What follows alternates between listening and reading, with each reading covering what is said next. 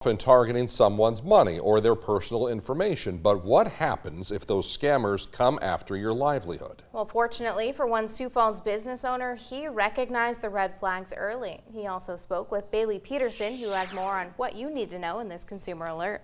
A local photographer in Sioux Falls is raising awareness on scams that target small businesses. Christopher Reistroffer has owned his photography business for 20 years. While much of his business relies on virtual communication with clients, he says a red flag went up when he received a text from a potential client. They had mentioned that they're going to be putting together a birthday party for their wife, a 60th birthday party. Essentially what I did is I gathered their name, their spouse's name, the event space, their email, their phone number, and then we walked through the packages and the things that I offered. He didn't think much of the conversation until the person insisted on paying with a check. When the check came, to my surprise, it was substantially higher than the dollar amount that I was going to bill the client for.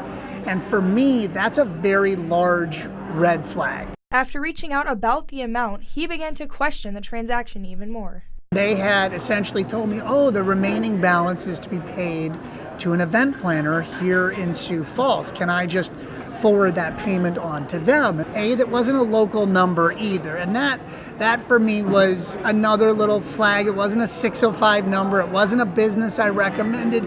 It was a person. Jesse Schmidt with the Better Business Bureau says Reistroffer's gut feeling was right, as this can be a common scam targeting small businesses. We call this a classic overpayment scam. And so you get a call from somebody, or in this case, text message, email. They want to engage your services, but they can't talk on the phone. Schmidt says this type of scam happens often with photographers and event planners. They deposit the check into their account and they say, I wasn't sure of what it was going to be, so I just sent you extra money.